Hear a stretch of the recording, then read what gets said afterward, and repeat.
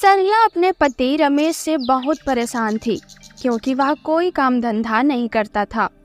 ऊपर से सरला के 3 बच्चे थे। तीनों का पालन पोषण करना सरला के लिए मुश्किल होता था। तभी एक दिन, ला खाना लगा। खाना तो मैंने नहीं बनाया है क्योंकि घर में कुछ भी नहीं है। कुछ नहीं है तो मैं क्या करूं? बस तू बैठ के खाने के लिए मुझसे शादी की है। ना दहेज दिया, ना 1 रुपए पैसा, बस आ गई बोझ बनकर। आप ऐसा क्यों कह रहे हैं जी? मेरे माता पिताजी से जितना हो पाया उतना उन्होंने किया। अब आप मुझे खिला ही नहीं पा रहे हैं तो सारे इल्जाम मुझ पर लगा रहे हैं। क्या बोली? तो जुबान लड़ाती है मुझसे।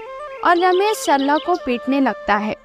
तीनों बच्चे डर से कमरे में छिपे अपने माँ पिताजी का सारा बात सुनते रहते हैं। तभी छोटा भाई राजू कहता है, दीदी, पिताजी माँ को क्यों मारते हैं? माँ ने तो सही कहा ना, क्या इस दुनिया में सच्चाई की कोई कीमत नहीं है? हाँ भाई राजू, मुझे भी यही लगता है। माँ को बेवजह मार खाती देखती हूँ तो गलती पिताजी की है क्योंकि वह कोई काम नहीं करते हैं और माँ को पीटते हैं। तीनों भाई बहन आपस में बातचीत करते ही रहते हैं। तभी रमेश वहाँ आ जाता है। तुम तीनों पिल्ले यहाँ क्या कर रहे हो? भागो यहाँ से, वरना तुम लोगों को भी बहुत मारूंगा। तीनों बच्चे डर से वहाँ से भागकर अपनी माँ के पास चले जाते हैं। तभी रोशनी कहती है, माँ आप ठीक तो हो ना? हाँ बेटा, मैं ठीक हूँ। तुम तीनों चिंता मत करो। तुम तीनों दादी के पास जाओ, मैं आती हूँ। क्या दादी घर में है माँ? हाँ बेटा, वो घर में है। तीनों बच्चे दादी के पास जाते हैं और कहते हैं, दादी आपने पिताजी को क्यों नहीं रोका जब वो माँ को मार रहे थे? पति पत्नी के झगड़े में नहीं पड़ना चाहिए बेटा। वो तो थोड़ी देर में मिल जाएंगे लेकिन हम गलत हो जाएंगे, इसलिए। ऐसे ही रोज होता था। रमेश सरला को बेवजह मारता था और सरला की सास अपने बेटे रमेश को एक शब्द नहीं कहती थी। ऐसे ही दिन बीतने लगे। एक दिन की सुबह राजू, माँ हमारे घर में खाना भी नहीं है और पैसे भी नहीं है, क्या मैं कुछ काम ढूंढ लूँ? नहीं बेटा, तुम अभी केवल 10 साल के हो, तुम्हें कोई काम नहीं देगा अभी, और अभी तुम्हारी काम करने की उम्र नहीं है, इसलिए जो करना है मैं करूँगी। मैं तुम तीनों के लिए वो सब करूँगी जो एक माँ करती है। बेटा, रसोई में कुछ ब्रेड रखा है, तुम तीनों बांट कर खा लेना। काम का पता लगाकर आती हूँ, कुछ मिल जाए तो। लेकिन माँ आप क्या खाओगी? आपने तो कल भी कुछ नहीं खाया था। मेरी चिंता मत करो, मुझे भूख नहीं है। और ऐसे कहकर सरला काम की तलाश में चली जाती है। सरला एक बड़े से घर में जाती है। मैडम, यहाँ कुछ काम मिल जाएगा क्या? क्या नाम है तुम्हारा और कहाँ से आई हो? मैडम, मैं पास वाले गांव से आई हूँ। मेरे 3 बच्चे हैं, मुझे काम की बहुत ज़्यादा ज़रूरत है। ठीक है, तुम झाड़ू लगा देना, बस इसके अलावा मैं तुम्हें कुछ काम नहीं दे सकती। ठीक है मैडम, मैं यही काम कर लूँगी। लेकिन तुम घर कैसे जाओगी? शाम को तो ऑटो मिलना मुश्किल होता है। ठीक है, मैं तुम्हें कार में ही छुड़वा दूँगी। बहुत बहुत शुक्रिया आपका। सरला उसी दिन वहाँ काम करती है और शाम को उसे कार में घर छोड़ दिया जाता है। जब सरला कार से उतरती है तब मोहल्ले की मंजू काकी सरला को देख लेती है। सरला घर की ओर आगे बढ़ जाती है। तीनों बच्चे सरला को देखकर खुश हो जाते हैं। माँ आप आ गई, अब क्या लेकर आई हो? यह मैं चावल लेकर आई हूँ बेटा, कल सुबह के लिए और अभी के लिए। रोटी सब्जी है, तुम तीनों खा लो और दादी को भी दे दो।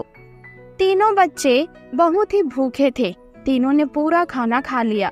लास्ट में उन्हें याद आया कि दादी को भी देना है। वह दादी के पास जाते हैं लेकिन दादी सोई रहती है, तो तीनों बच्चे कुछ नहीं कहते और आकर सो जाते हैं।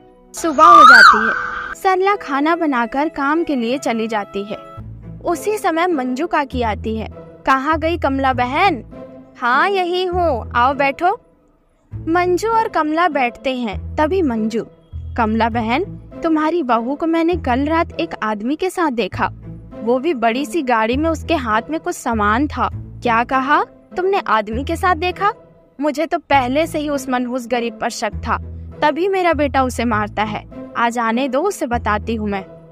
मंजू काकी सरला के बारे में बिना जाने समझे उसके चरित्र में उंगली उठाकर चली जाती है। कमला अपने बेटे रमेश को सारा बात बता देती है। रमेश बहुत ही भड़का हुआ रहता है। देखते ही देखते शाम हो जाती है और सरला कार में घर आती है।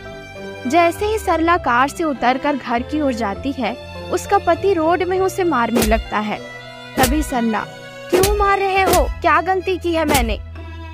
रमेश सरला के बाल को पकड़कर घसीटते हुए उसे घर तक लेकर जाता है और कमरे में बंद करके बहुत मारता है। तीनों बच्चे अपनी माँ को मार खाते देखकर तभी रोशनी, राजू जा जल्दी पास वाली कोतवाली से पुलिस को बुला ला, वरना हमारी माँ नहीं बचेगी। राजू जल्दी दौड़ते हुए कोतवाली जाता है और पुलिस को लेकर आता है। रमेश सरला को पीटना छोड़ो और दरवाजा खोलो। कमला पुलिस को देखकर डर जाती है। साहब आप यहाँ कब आए? आपकी भी क्लास लगेगी, धैर्यता रखिए। वह पुलिस वाला नया नया ट्रांसफर हुआ था, जो गलत करता था उसे छोड़ता नहीं था। रमेश बाहर आता है और सरला कमरे में बेहोश पड़ी रहती है। सरला को एम्बुलेंस बुलाकर हॉस्पिटल ले जाया जाता है और रमेश को पुलिस लेकर चली जाती है।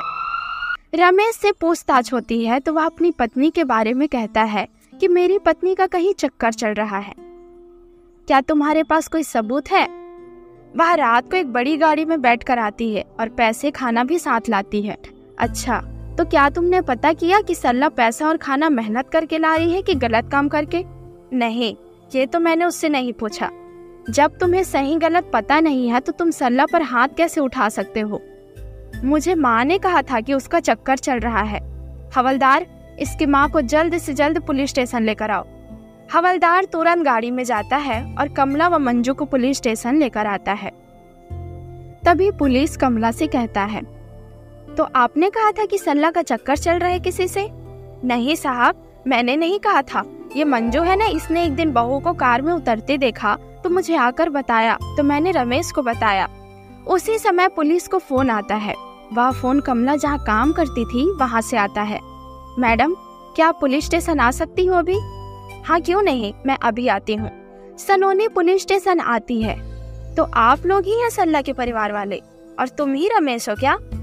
सर, सरला 2 दिन पहले मेरे घर आई थी काम के लिए। उसने कहा कि मैडम काम की बहुत ज्यादा जरूरत है, मेरे 3 बच्चे हैं, तो मैंने उसे काम पर रख लिया। शाम को सरला को घर आने के लिए ऑटो नहीं मिलती थी, क्योंकि इस गांव में शाम टाइम कोई भी ऑटो नहीं आता है, तो मैंने अपने वॉचमैन से कहकर सरला को घर छुड़वा देती थी, और इसी बात पर ये आदमी सरला को इतनी बेरहमी से मारा है। शुक्रिया मैडम आपकी जानकारी के लिए। सलोनी वहाँ से चली जाती है। पानी की तरह साफ करने के लिए सरला के तीनों बच्चों को पुलिस स्टेशन लाकर पूछताछ की जाती है। तभी राजू कहता है, अंकल, पिताजी कुछ काम नहीं करते हैं और माँ से खाना मांगते हैं, और अगर माँ खाना नहीं है बोलती है तो ये उन्हें कमरे में कैद करके बहुत मारते हैं, और दादी देखती रहती है। हम अगर दादी से कहते हैं कि दादी आप क्यों नहीं छुड़वाते माँ पिताजी की लड़ाई, तो वो कहती है कि पति पत्नी के झगड़े में नहीं पड़ना चाहिए। ठीक है बेटा, अब आप तीनों अपनी माँ के पास जाओ। हवलदार, बच्चों को छोड़ कर आओ और तीनों को खाना खिला देना अच्छे से।